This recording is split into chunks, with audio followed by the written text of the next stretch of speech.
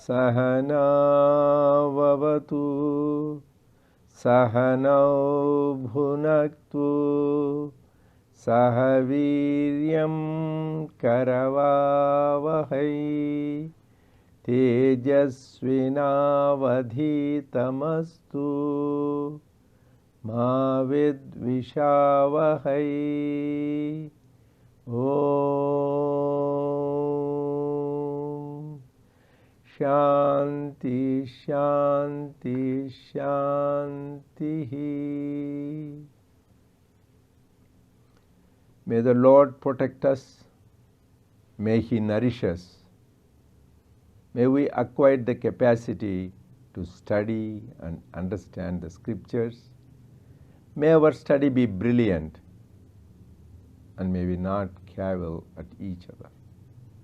Om, peace, peace, peace unto us all.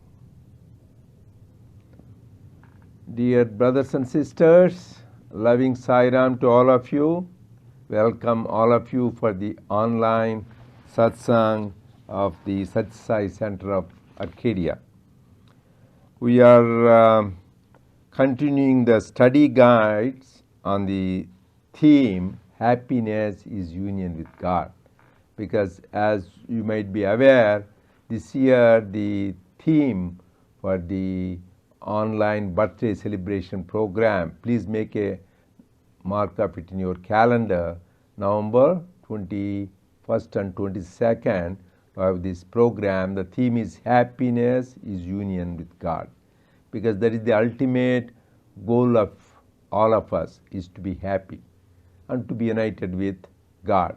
So we developed a series of 6 study guides, and you already received 5 of them, but we are still doing the study guide 3. So the first guide is what is happiness, second is where is happiness, and now the third guide we are doing is how to attain happiness. Next one, we will talk about what are the obstacles for attaining happiness. Then we talk about what are the signs of happiness. And finally, our nature is bliss. At least we should know the general outline. So at least go back, and there is also the continuity of the theme. So before we go to the next step, you should know what we did before. So in the first, at least let us remember some of the stories. In the first study guide, the 2 major points at least we should remember. Some people have a question, what is God? What is happiness? What is God? At least we should remember, Swami said, make it very clear. God is Satchit Ananda, knowledge, existence and bliss, are also called Asti Bhati Priyam. But there even made it Swami very simple. So we played that video clip also, saying Brahman is the ultimate truth and Brahman is bliss. So if you attain Brahman, you are bliss. And people think, oh my God, what is this Brahman? It is very complicated. For that also he made it very simple. Stars are Brahman, sun is Brahman, moon is Brahman, and you individuals are Brahman, the assembly of peoples is Brahman, Vaikuntha is Brahman, your mother is Brahman, your father is Brahman, Sai is Brahman, everything is Brahman, starting from the ant, that is what they call Pipilakadi Parintyam, starting from the ant to the biggest, everything is Brahman. That is the thing. So we see it and we don't see it. That is why Swami says, the scriptures, Pashyannapita Pashyati Mudo. You see it, Pashyati means you are seeing it, Na Pashyati, you are not seeing it, because you are seeing what all you are seeing is only God. That is what, nothing else. That is why if you chant the Rudram, in the Rudram, he talks beautifully. It is the greatest Advaitic treatise. One of the communist leaders, from Russia, it appears one of our Indian persons went there. He talked about socialism. He wanted to learn communism, how the equality of people. He said, didn't you read Rudram? If you read Rudram, you will know what it is. So it is not only in human beings you see equality. When you see the plants, when you see the trees, when you see the forest, when you see the hillocks, when you see the mountains, when you see the lakes, when you see the rivers, when you see the oceans, when you see the dirty water and the clean water, narrow pathways, big pathways, the persons who are thieves and persons who are jewelers, persons who are potters and people who are hunters, the dogs and the horses, elephants, everything. You go on reading Rudram, everything is nothing but that Rudram. So that whenever we see that, instead of thinking this is a dog, this is a horse, this is a mountain, you think this is Rudra. Rudra is nothing but Brahman. So that is what. So first we need to have understanding. That is God. So don't think it is a complicated, we have to go to heaven to see God. We are seeing God right in front of us. This mic is God, this camera is God, these people who are facing me and who are hearing, everything is Brahman. But why you are not able to see? That is the story, first story we read, where this boy, this young man, Bhrigu, he wants to know the truth. He is a sincere seeker. He asks his father Varuna, where is this Brahman? What is Brahman? He says, Brahman is which boy, in which the creation comes, the creation sustains, and the creation dissolves. Then how to do that? Then he says, go inward. That is why Kathopanishad says, na pravachena na atma pravachanena labhyaha. He says, by listening to pravachanas, discourses, it is good. You go on, some people go on listening YouTube, that discourse, this discourse, go on doing that, it won't lead us to the goal. You need to practice this. And also says, na yamatma balahinena labhyaha. The weakling won't attain Atman. Then how do you do that? Kachit dhiraha, same Kathopanishad. Who is the dhira? Who is the hero? The one who goes pratyagana, goes, looks inside. That is the one. So we need to still our body, mind, and control the senses and look inward. That is what this boy, the Bhrigu, does. He goes inward. First food sheath, then vital air sheath, then goes to the mind sheath, then goes to the intellect sheath, and finally goes there. So it is not, it is an inward path, journey we have to take. That is the first guide. So first we know what is Brahman and how to reach the Brahman. And the second guide is, where is this Brahman? Where is how to have happiness? People, we all look outside. We look in the wealth, we look in the family, we look in the possessions. And the beautiful story there we had was that of Tyagaraja. He is a great singer, accomplished one. He was offered a wonderful position and wealth in the royal court. But he said there is no happiness in power, name, fame, position and money. He declined in the search of the highest happiness. So to show that there is no happiness in the world, in the wealth and all that. That is the second aspect. Where is happiness? Don't see outside, like the example we gave is that of Tyagaraja. And then we went to the third guide, which we have started last week, where we showed this Adi Shankara, the great teacher of monism Advaita. He was going and he saw this one man in the holy place of Kashi, Benares. One man was going on saying Dugrung Karane, Dugrung Karane, Dugrung Karane. That is a grammar thing. He's learning grammar. Want to be a great scholar. He says, why do you want to do that? I want to get a good job in the royal court, make money like now. I want to get a good job in a good company like Apple or Kaiser. Or, so in some place, make good money and get promotion and make good living. That's what this guy is telling. I want to be a scholar so that I can get a good job. He says, will it take you to the happiness? He says, Bhaja Govindam, Bhaja Govindam. Just chant the name of the Lord, boy, that will give happiness. And there he gives all philosophical truths. 33 shlokas he talks about. It is not in wealth, it is not, because you are, the reason you will get happiness only when you live in the state of Brahman. Brahma, Yasya Brahmani Ramate Chittam Nandati Nandati Nandati, like a formula.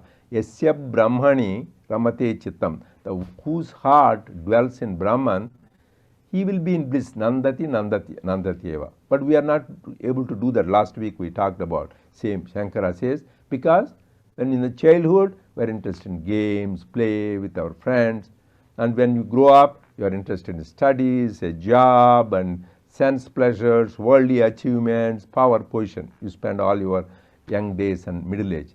Then we become old. You get gray hair, and then you lose hair, and you get the dentures, you get cataracts, you get folded things. Then what happens? Body aches, worries about children. Some people have grandchildren, troubles. So no time for any stage in life, no time to think about God. When do you think? So that is why Swami says, start early, never too late. If you start at age of 5, good, 20, good, 50, 60, whatever it is, start, because never know when the call of death comes. That is what he says. He is telling this man, that won't save you, Dugrum Karane, chant the name of the Lord. And he talks about all the beautiful, I would suggest, as I said, Swami gave a series of discourses in 73 summer showers, which are published, and beautifully Swami gave and even composed the Sanskrit verses. He put it into Telugu and he chanted. Very beautiful or very insightful. So you should listen to that. Actually, Swami's discourse audio are also available, so please do that. Then we continued that how to attain happiness. First we talked last week through love.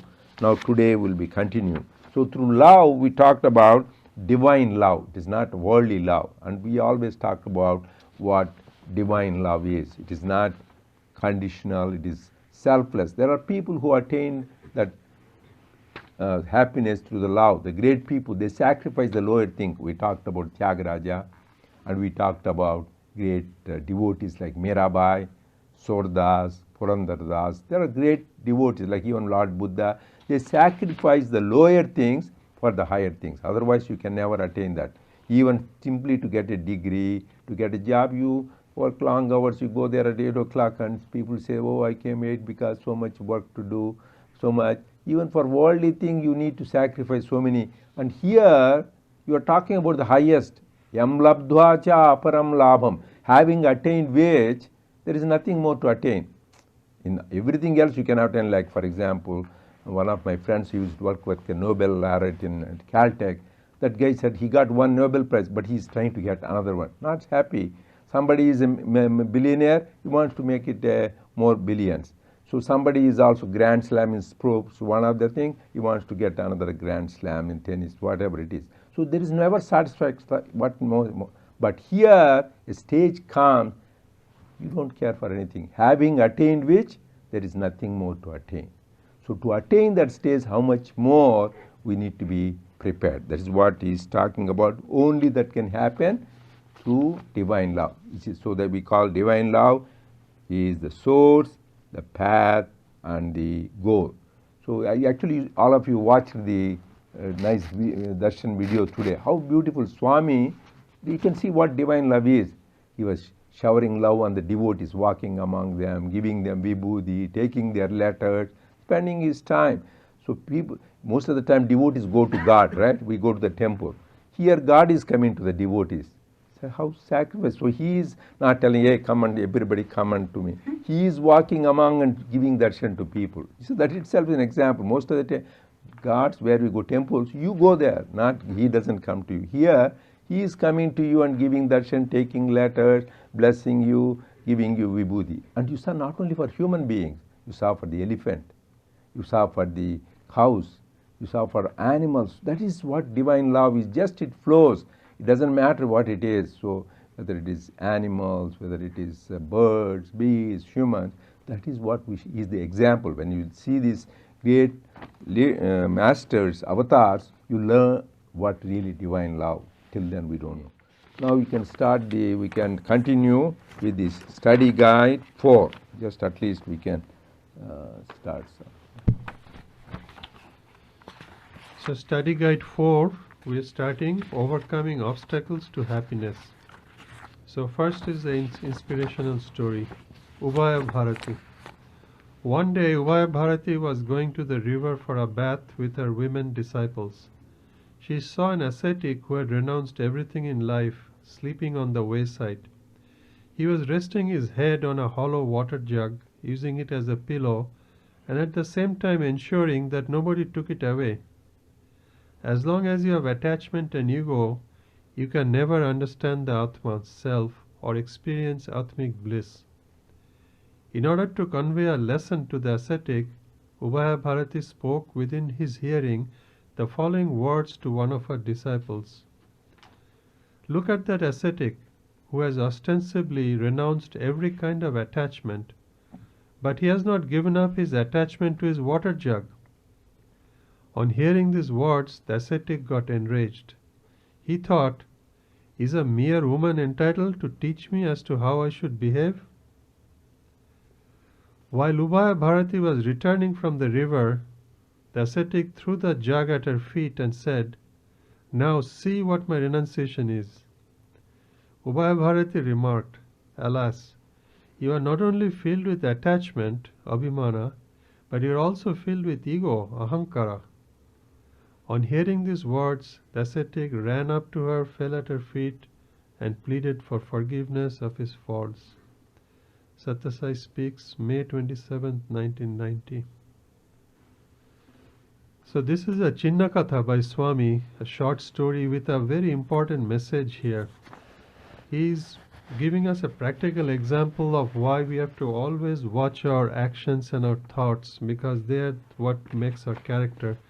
And the two major impediments in our spiritual journey are ahankara and mamakara. That is our ego and our attachment to worldly objects, me and mine. So as long as these rear their ugly heads, then we cannot get atmic bliss, because they are stopping us. And all our sadhanas, etc., is to get rid of these two impediments. And this is a beautiful story that illustrates practically, how this can arise at any point, and so we have to be always watchful of this. And Swami also gave us a simple formula that man minus ego equals God. Once we remove this, then the God inside us will shine forth in its native state, and that brings us happiness. So this is a major obstacle to happiness, as I understand.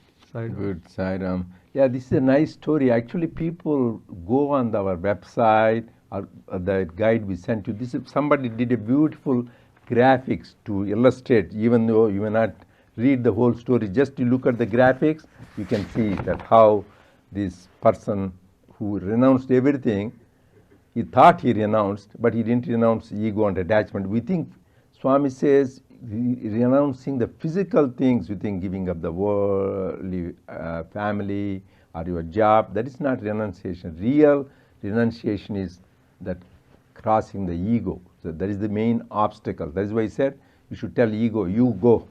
You go, and then ego should tell you go, and then you will be there. Otherwise, if you have ego, it will edge. Somebody said beautifully, edge the God out. So you will be losing God. If you have too much ego, you will edge the God out.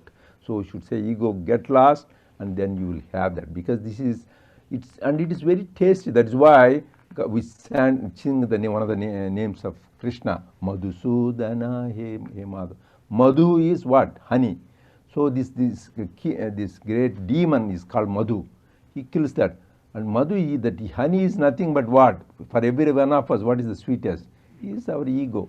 So he comes and kills that. So that is why he says, what is the great obstacles that is like between us and God? This ego and attachment. That is why one of the qualities for divine love, Lord Krishna says in Gita, Nirmamo Nirahankara. Get rid of the ahankara, this I am something, and mama, that is I want it. Because this is why Sri Ramakrishna beautifully said, the whole Maya people talk about nothing but I and mine. That is the warp and woof of Maya is I and mine. I did this. So it says, that is why Lord Krishna says, ahankara vimudhatma kartahamiti manyati. He says, a man with ego thinks, I did this. Didn't you recognize that? So that is the way the world is. That is why he taught this Arjuna, hey, you didn't do that. I already killed. He shows in his Vishwarupa Darshana, I have already killed all these people before. You just nimitta matram bhava sabya sachin. You just happen to be instrument. I already killed them. He shows Bhishma, Drona, all those people are killed in his Vishwarupa. Even before they are killed, he shows. And just I am giving a credit to you. Just because you are my friend, you are my devotee, you are a good boy. So give the credit. Same thing for all of us. Swami gives credit, because what all God is, he doesn't put the burden. Swami said a beautiful story. He removes the burdens. Once Krishna was there in Gokul. So then these gopikas, they were putting the milk pots on their head and like that go on putting. So Krishna was watching and all that, looking. Then they went there someplace and they had to. Then when they were trying to take them, then he went right away, went on helping, removing the pots from their head. And they got mad. When we were putting on our head, you didn't help us. Now when we are taking it off, you are helping. What is the problem? He says, you see, that is what God is. He doesn't want to put burdens on your head. He always wants to take away the burdens. You put the burdens on your own head. I am there to remove the burdens. So you leave to Him, you trust Him, then He removes the burden from your head. But always we should pray that this ego and attachment, because it is very subtle, always, even without our knowledge, it creeps in from nowhere. So his time is getting up. So oh, you have a question? Okay. So we have a question, Dr. Reddy, here. Can you share some insights on how to spiritualize actions? Love what you do versus, I guess this is do what you love. So there are many examples. So whatever work, first we should think, whatever work it happens to us, it is given by God. Because first in the beginning stages, this is my work, this is God's work. We do, when we do puja, we all have in the beginning stages secular and sacred work. So we try to separate it. But a stage, because Swami said in beautifully in Telugu, Unnadi okate karma, adiye bhagavat karma. There is only one work, that is God's work. There is nothing else but God's work. How can it be? So he himself says, Yat karoshi, yad ashnasi, yad juhoshi, dadasi yat tapasyasi kaunteya, tat kurushva madarpanam. You may say, how can you say this is spiritual? When you are drinking water, think that you are drinking for God. When you are eating your breakfast, lunch or dinner, this is offering to God, because God is inside you. Once you say you are God, you are putting it there, it is for that. When you are walking, you think you are doing the pradakshina. When you are taking a shower, you think you are doing abhishekam for the Lord. So every act, simple eating, drinking and walking and taking shower, everything is God. Then once you think, there is a great saint by name Brother Lawrence. He is a great mystic and saint. So he was just a Carmelite monk in the Carmelite order. So when she was a cook in the kitchen, in the thing, but he is such a holy man. He wrote many letters. There is a beautiful publication which came called Practicing the Presence of God. This man writes, I was as much in tune with my Lord Jesus when I was working in this noise of the kitchen with the vessels making noise, as much when I bent and worshipping, kneeling at the altar of my Lord. So he found there is no difference. So he could feel the presence of Lord in all situations. Actually, it happened, this we shared before, how you can spiritualize, as I said, when this has happened about 30 years ago, when our children were small. You know, Haima, my wife, is a pediatrician, so she was busy. So with taking care of the children, taking to them the school, and then bringing them, go to the office for seeing patients in the office, pediatrics, come home, cook and serve. So I'm not good in helping at the kitchen or anything. So I'm good in sitting. So I had so much time doing meditation. That time I was not too much involved in the organization matters. So in the morning, sit there, meditate, read scriptures, do that. Evening, so both morning and evening I could do spiritual practices. So she felt bad that she has a good time. I'm doing kitchen work, going to the office, taking care of children. It doesn't. So she was not time. Then when we went there for summer, Swami was kind enough. He called for interview. So he was kind. He called. Then because Swami is our divine mother and father, so she told Swami, I have no time for spiritual practice. Narendra does that, but I don't have.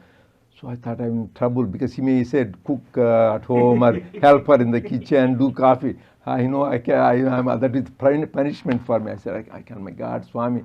But Swami was so kind. He told her differently. No, no, no. That is when you are taking care of our husband, think you are helping, serving the Lord in him. When you are taking care of children, it is. Even when you are working in the kitchen, this is the great example for everything. When you are cutting the vegetables, you are cutting your ego. And when you are vacuuming, you think you are getting rid of your dirt, negative qualities, kama, krodha, lobha, moha, mada, desire, anger, greed. And when you are making chapatis, so when you are doing that, think you are broadening your heart and filling it with love. That's all we are talking about, right? Getting rid of ego, then you are God. And getting rid of all our negative tendencies, kama, krodha, lobha, enemies. And third is filling with love. So whole spiritual practice is in kitchen. So just you cut your vegetables and take so everything you can spiritualize. That is what it is.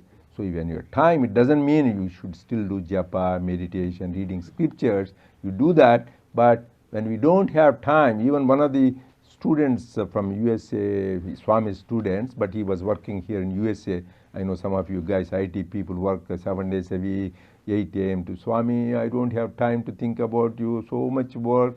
Swami said, no, whenever you are thinking, so just think you are working for me. And before that, you think, does this work please Swami? As long as you don't have a selfish interest, it is only for myself, then it is okay. You offer it,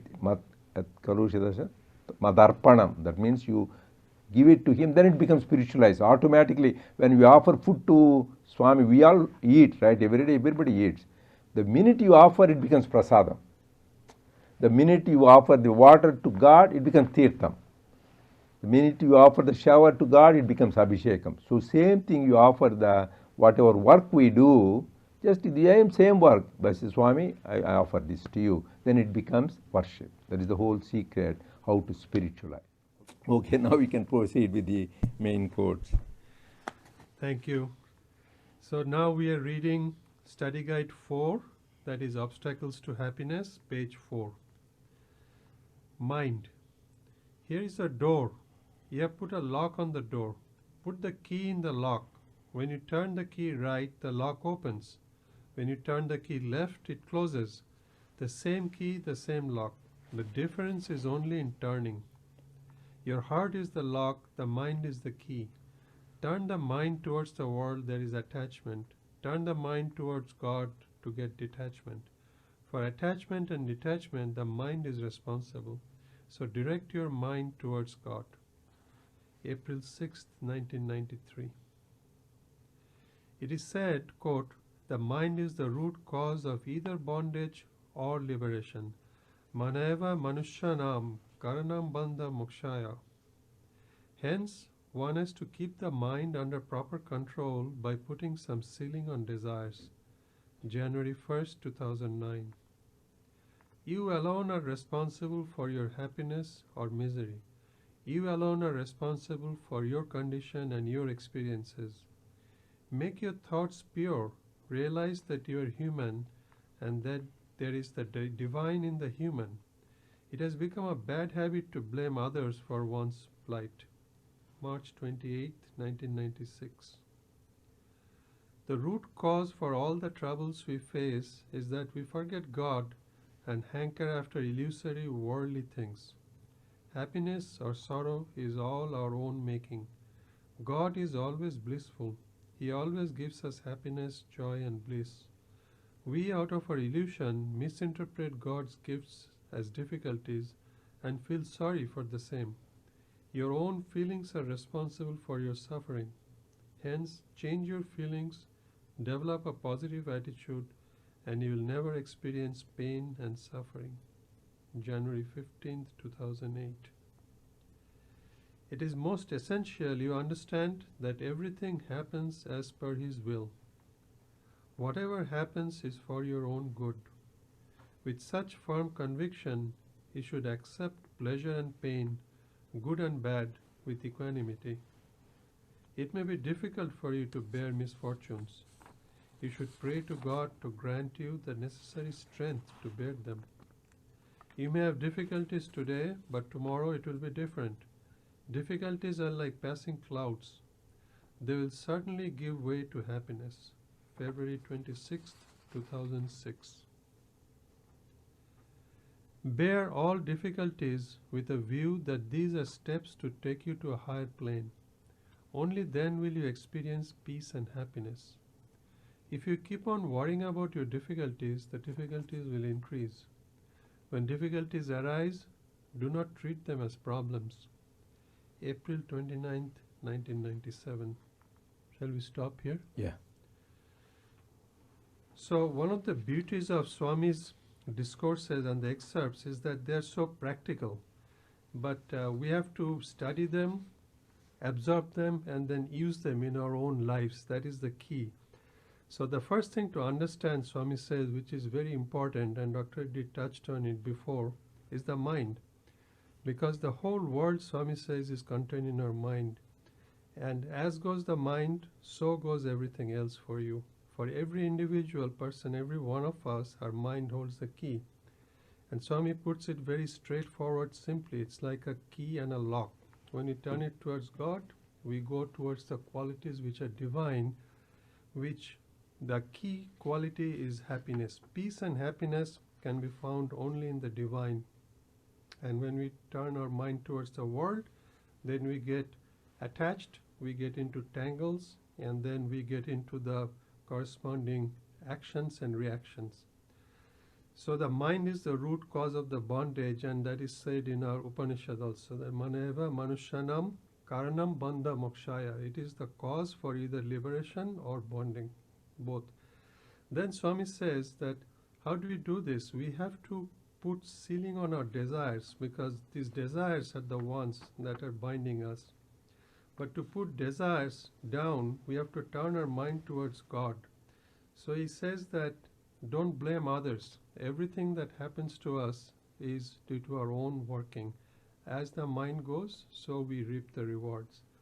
And so if we follow these steps practically, the key thing here is for us to utilize this in our daily lives, then all the difficulties go away. We all feel that everything is being done by God, it's for our own good, and so then there is no misery, no sorrow. So that is a practical solution, Swami says, that comes out of the mind. Sai Ram. Good. So when you talk about the mind, because the whole secret of the spiritual progress, Swami says, is the mind, how to control the mind.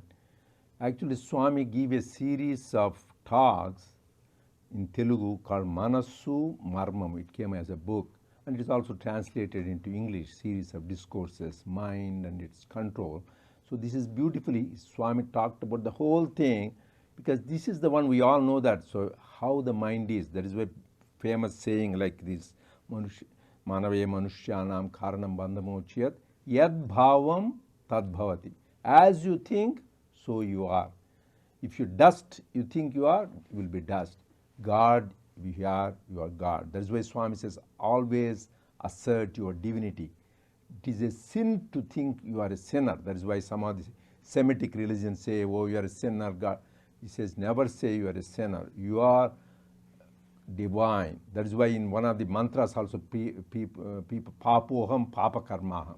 They chant in some of the pujaris, that means I am papi. And Swami says, don't say that. Praptoham prapta karmaham. I have prapti of the Lord. So main thing is you need to have a clarity that mind is very important. Because the whole secret, what you think, that you think you are a Brahman, you will be a Brahman. So that is very how you develop your thought process. So in the beginning, what you should do is, don't try to catch the mind. Mind is like a monkey, right? That's why we compare. One time monkeys protested, why do you call us, compare your mind to a monkey? Because Swami said, you are worse than monkeys. In Vrindavan, one time Swami, in the back side of the Trayi Vrindavan, sometimes comes out, Swami came out. And there are some coconut trees there in the back. And these monkeys, there are lots of monkeys there. Sometimes we are scared, they will snatch away things from you. So then Swami went there, he had some peanuts, he called the monkeys. And then he had one after another, they were in a line coming without anything discipline, and he was giving, going away, giving, going away. Then Swami said, you say monkeys are, but see, these are more disciplined than when I called, you guys all jump, come running and grabbing. Swami, I did. They came one after another. Anyway, probably Swami controlled them. Usually monkeys jump around, that thing, they won't do that. But Swami, just to show in divine presence, even monkeys will be under control. Why Swami another time he said though, mind is like a monkey, not only monkey, it is a mad monkey. So monkeys jump around, so mad monkeys jump around more. And mad monkey, and then it is drank some alcohol, somebody gave it alcohol. So it is mad and intoxicated. It is worse. Then on the top of it, a scorpion has bit it. So it was, then what happens? It will jump all over. Like that, our mind is mad monkey, which is intoxicated, bitten by a scorpion of this worldly grief.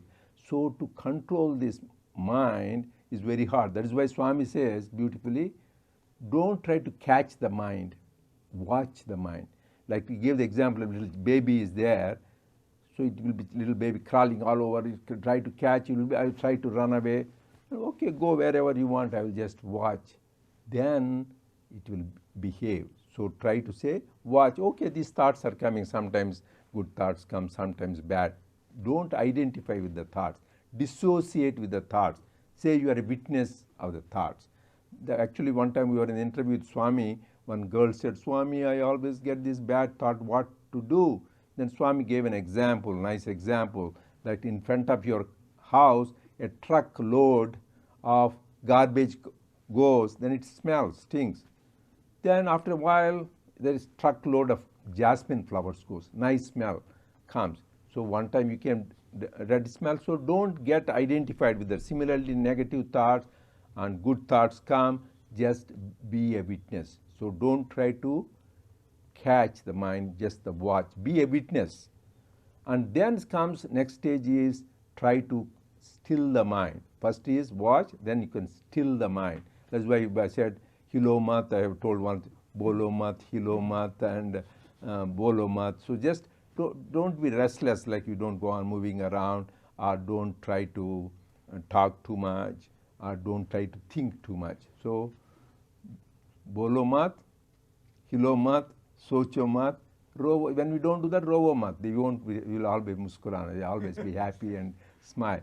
So that is why you should be very careful. So just how you use your mind. So see, Swami said that. So don't catch, watch the mind, and then says, oh, I cannot control. That is why he says, so what to do? The best thing is, oh, from now on I will control the mind strictly. It will run away. So best thing is keep it occupied in good things.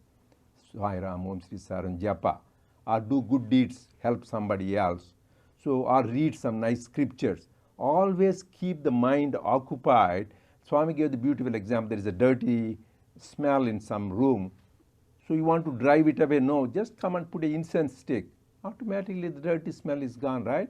Similarly, you occupy the mind with the divine thoughts, then automatically goes. So first you need to neutralize the bad thoughts with the good thoughts, but ultimately all the thoughts should be gone. That is called mano nasha. That is the last stage in spiritual progress.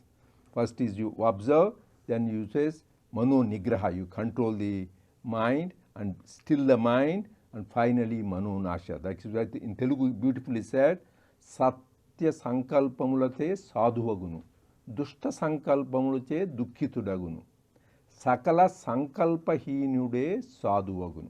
He says, with good thoughts, you will become a good man. With bad thoughts, you will become a bad man. But the one without any thoughts, that is the realized soul. That is this also. So that is the ultimate. First you go from bad thought to good thought, finally a stage of no thoughts. Example of a handkerchief we saw, right? It is made up of threads. So go on removing all the threads, there is no more handkerchief, right? It is made up of threads. Similarly, mind is made up of these sankalpas. You need to go on, first divert them, then completely remove, then you stage that stage, then you are completely directly in touch with Brahman. So this is very important concept for that the blocking is our desire. So you can continue there and we can finish there. Just one quick comment, Dr. Reddy, on the mind. The name of the book is The Mind and Its Mysteries. It's a compilation of Swami's discourses. Good. And I recommend everybody should read that because it's beautifully written. And where Swami says, the mind is nothing, there are two quotes that I'd like to share. One is that the mind is nothing but a bundle of thoughts. So when you take the thoughts away, the mind goes. And the other one he says that we should recognize that we are all MBAs. That doesn't mean Master of Business Admin. It means we are the mind, body, and Atma complex. And out of that, if you focus on the M, then you become entangled. If you focus on the A, then you realize the Atma, and then it makes you happy all the time. Yeah, good. Those two quotes are beautiful. Okay, so the next section is desires limit your happiness. Keep the mind away from low desires that run after fleeting pleasures. Turn your thoughts away from them and direct the thoughts towards permanent bliss, which is derivable from the knowledge of the immanent divinity. Keep before the mind's eye the faults and failures of sensory pleasures and worldly happiness. Jnana Vahini. Constantly contemplate on God. Then you will always be happy physically, mentally, and spiritually. Unfortunately, nowadays you are losing such a divine quality of bliss due to various desires. If you can keep these desires away from you, you will always be blissful. January 14th, 2005. Next section. Develop love. If you close the door of the heart on evil qualities, they cannot enter it. You should not get angry with anyone, nor criticize or harm anyone. If for any reason such circumstances arise, control yourself. When anger overtakes you, put it down immediately, considering it as your enemy. It is said, anger is your enemy, patience is your shield of protection, happiness is your heaven. Fill your heart with love and compassion. If you have love in your heart, you will see God everywhere. Bereft of love, you will see only devil. When you develop firm faith that God is in you and you are God, and that your body itself is the temple of God, then there will be no scope at all for anger, jealousy, pride, etc. to trouble you. Hence, Bangaru, develop love and compassion. May 2nd, 2006. Once you develop love, there will be no scope for evil qualities like anger, jealousy, etc. If your thoughts and actions are good, your future is bound to be good. Then the whole country, nay, the whole world will prosper. Pray for the peace and prosperity of the entire world. April 5th, 2000. So, there are two important qualities that we all need to practice, and one is an underlying requirement for spirituality, which is develop love, and this must be divine love, and we have discussed this at length before.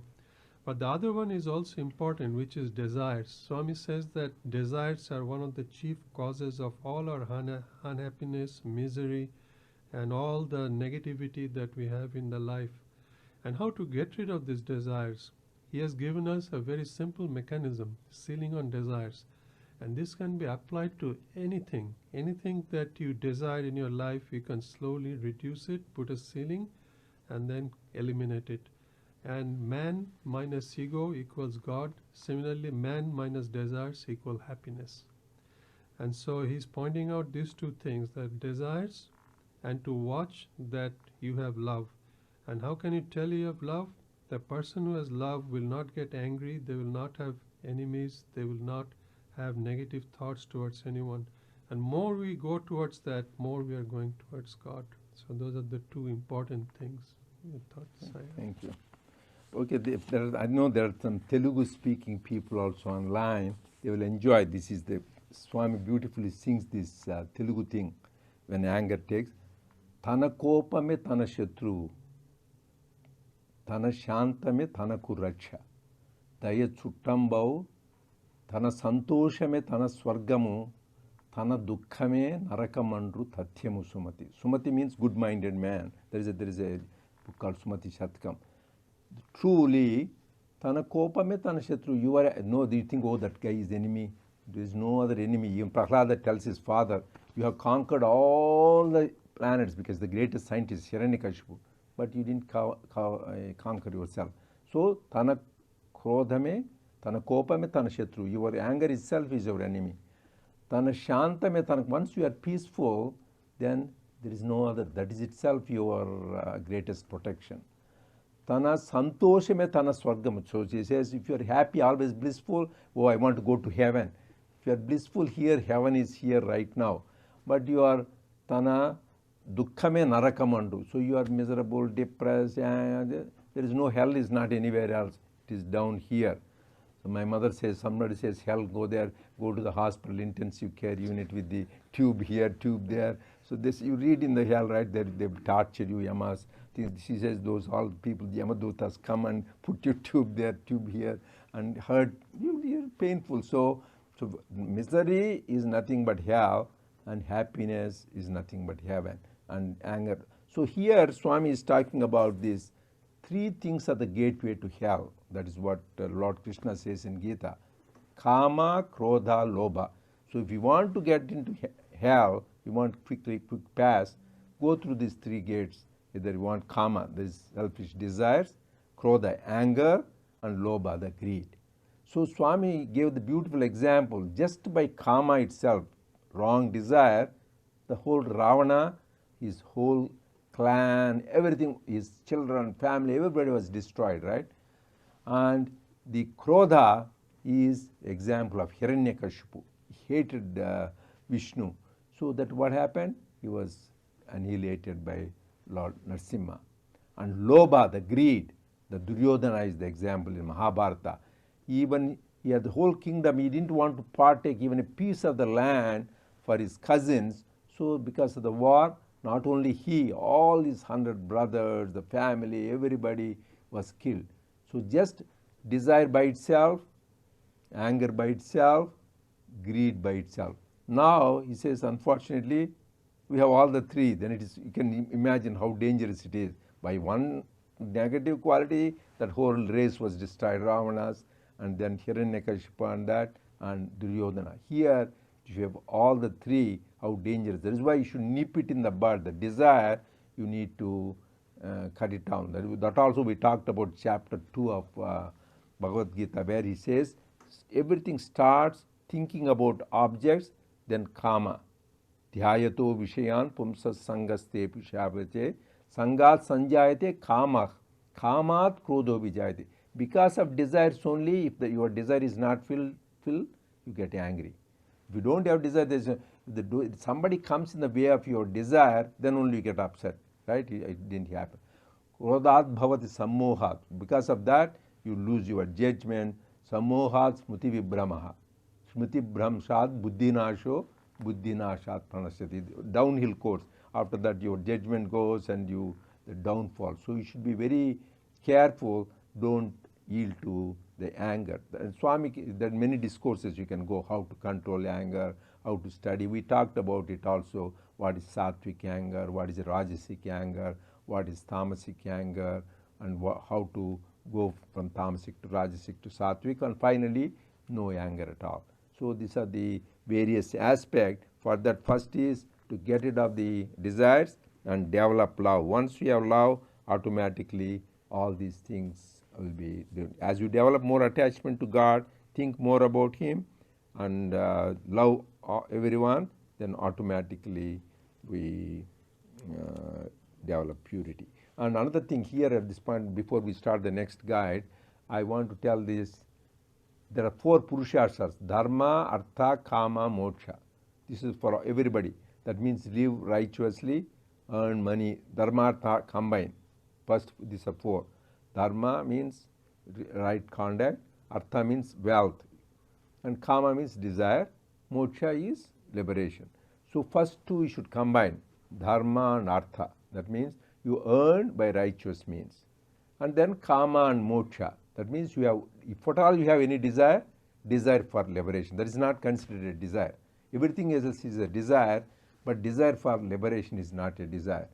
But nowadays Swami says people don't, they focus only on the middle two, artha and kama. That means don't forget about dharma, forget about moksha, interested only artha kama, how to attain more wealth and get lot of wonderful desires fulfilled. That is why you are more miserable. So, but you need to do that, earn with dharma, dharmic way, artha, and have desire for liberation.